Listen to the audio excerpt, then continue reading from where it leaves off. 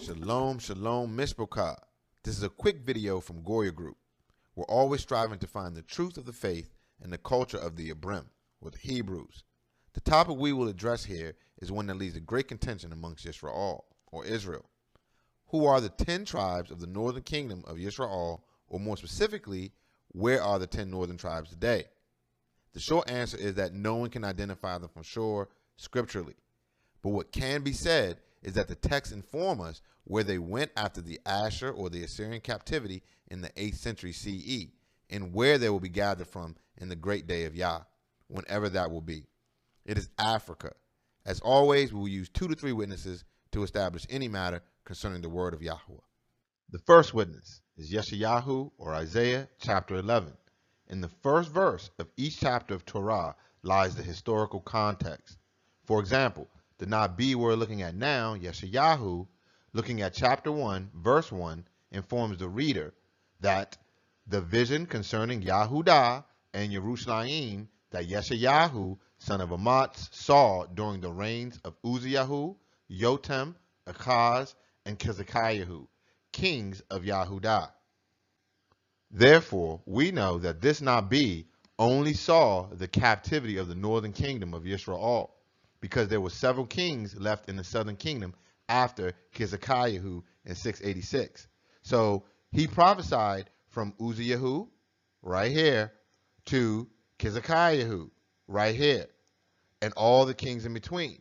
Now, he specifically stated that Kezekiahu and Achaz, as they shared rulership, right there. In chapter 11 of this book, the rod promised from the son of Yishai, or Jesse, is prophesied, which is an obvious messianic prophecy due to the fact that Daud, or David, and his father Yishai are dead over 300 years at this point. And this is all before the Babylonian captivity, which started after Zedekiahu, 586, right there. The verses we're looking at will point to where the northern kingdom will be. Verses 10 through 12 read, "In that day, the root of Yishai will stand as a banner for the people. The nations will rally to him, and his resting place will be glorious. In that day, Yahweh will reach out his hand a second time to reclaim the surviving remnant of his people from Asher, which is Assyria, from Misraim, Lower Egypt, from Pathros, which is Upper Egypt, from Cush, or Ethiopia, from Elam, from Shinar, or Arabia, from Hamath, which is Syria, and from the islands of the sea, or the Mediterranean Sea." All of the places mentioned are in Africa. This is just a geographical fact. The Nabi gave you exactly where they will be gathered from. This is Arabia, or Shinar. Here you have Lower Egypt, Upper Egypt. You have Hamath around here, and all the other parts whereabout. There's Elam, there's Asher. Everything mentioned is right here, just as the prophet stated. Verse 12 continues, "He will raise a banner for the nations and gather the exiles of Yisrael," from where they was just listed. "He will assemble the scatter of the people of Yahudah from the 4 quarters or corners of the earth." The text is very clear. When the second Exodus occurs, the exiles of Yisrael, who are the northern kingdom in this context, there's the Yisrael, the northern kingdom, there's the southern kingdom. They will be gathered from Africa. Then he explains that the southern kingdom, who is right here, have yet to be exiled, will be gathered from the 4 corners of the earth. Each of these points represent captivity spots that the northern kingdom, or Yisrael, were taken to. There's Hamath right there, northern Syria. These are islands of the Mediterranean, and all along the path across the rivers, which is the Euphrates, which was the dividing line for the Assyrian Empire. Everything east of the Euphrates was Assyria. Everything west of it was Africa. And this whole land right here was Asia Minor. So, as you can see, the prophecy was in respect to where the northern kingdom was being taken. The second witness of this is Zephaniah, or Zephaniah, chapter 3. As before, we will put the Nabi, or prophet, into context for greater discernment by the first verse of the first chapter of his book. 1:1 reads, "The word of Yahweh that came to Zephaniah, son of Cushi, the son of Gedaliah, the son of Amariah, the son of Kezekiahu, during the reign of Yoshayahu, or Josiah, son of Ammon, king of Yahudah. This Nabi, or prophet, wrote and prophesied during the reign of Yoshayahu, or Josiah, right there, which is the boy king who was righteous and loved by Yahweh and reigned until 609 BCE. As you can see, this is long from the captivity, at least 30 years or so. So there's no talk about the southern kingdom going into captivity here. During this time, only the southern kingdom was free. The northern kingdom was in captivity. The southern kingdom of Yahudah was still free. But as you can see, the Assyrian Empire, which wasn't taken down until Babylon in 626 BCE, ruled the entire reign. The dark green represents the main of their empire across the Euphrates. Everything east of it, this is all Assyria. Everything to the west of it is all Africa. And they came into the land and they controlled all this region.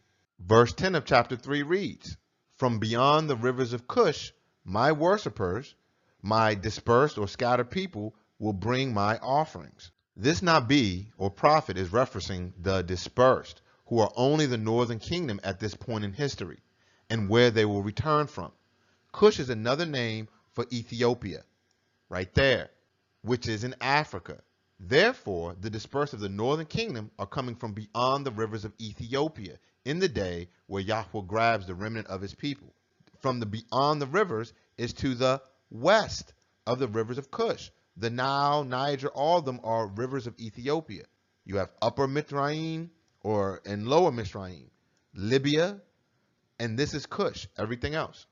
The third witness is from Ezra Dalet, or Second Esdras, of the apocryphal writing. This word is from the late Latin apocryphos, meaning secret, not approved for public reading, and from ancient Greek apokryphos, meaning hidden or obscure, and were writings removed from canon by the Protestant Reformation and through the Catholic Council of Trent in the 16th century, about 1545 to 1563. So these writings were legit for over 1,000 years after the formation of Catholicism. But after the split by the Protestants, it was decided they must be removed right before 1619, for whatever reason you may think. The reason Second Esdras was removed was probably due to the very passage people try and use to claim that Latino and Native American heritage for the Northern Kingdom. Prior to this point right here, in the Council of Trent, they basically kept all of the Apocrypha in the works. After this, you get canon by the church.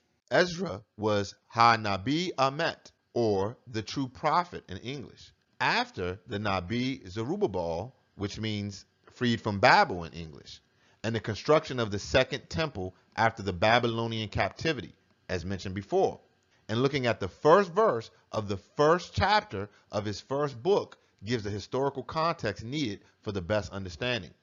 It reads, "In the first year of Koresh, which is Cyrus I, king of Persia, in order to fulfill the word of Yahweh spoken by Yirmiyahu, which is Jeremiah, Yahweh moved the heart of Koresh, king of Persia, to make a proclamation throughout his realm, and to also put in writing."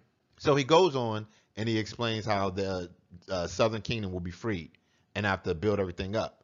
Yahweh lifted up this king and preserved him and aided him as he was the king who defeated Babylon. Therefore, Koresh decreed that Yehudah, or the southern kingdom, held captive by Babylon, would be freed in order to build their second temple. This command was not fulfilled, and Yahweh replaced Koresh with Darius, or Darius I, who did fulfill his promise to aid the Yehudim in the building of the temple. Chapter 13 of the apocryphal writings of Ezra focus on the dreams of Ezra about Hamashiach, or the Messiah. So clearly this book wasn't removed because it spoke against the Messiah or did not witness him. We will thoroughly examine verses 39 to 46 of chapter 13, which will explain exactly where the 10 northern tribes will be gathered from when Yahusha comes to collect them. It is the same place they have been since the Asher or the Assyrian captivity. It reads, "And whereas you saw that he gathered another peaceable multitude to him, those are the 10 tribes which were carried away prisoner out of their own land in the time of Husha, or Osei, the king, whom Shalmaneser, the king of Asher, led away captive. And he carried them over the waters, and so they came into another land." But they, the 10 northern tribes, took this counsel among themselves, that they would leave the multitude of the heathen and go forth into a further country where never mankind dwelt. This is speaking directly to the captivity of the northern kingdom under the king Hushai by the Assyrian king Shalmaneser, which is borne out in history and scripture. And he took them east across the waters.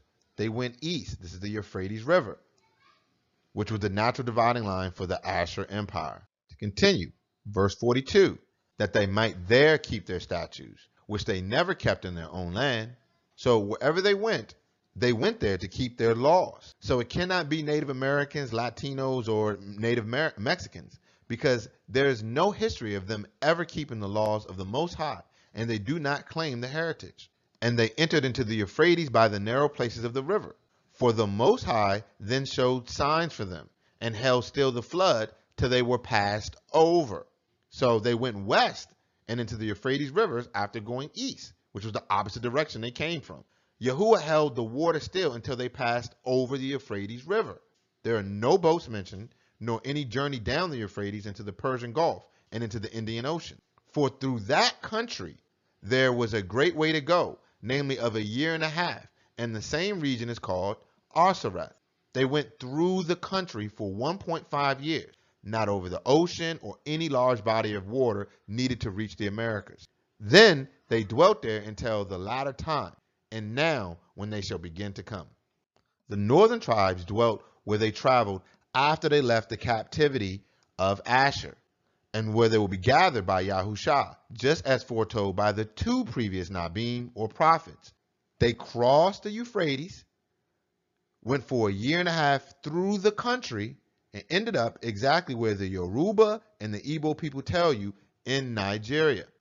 For anyone confused as how it took 1.5 years to go from the Euphrates to West Africa, please consider the Appalachian Trail on the east coast of North America. It takes experienced hikers in good shape about 4 months to hike about 2,000 miles over a paved path with cleared areas. If you consider the multitude of the 10 northern tribes with the elderly, young, livestock, over dense foliage and brush, 1.5 years seems totally reasonable to travel 3,000 miles.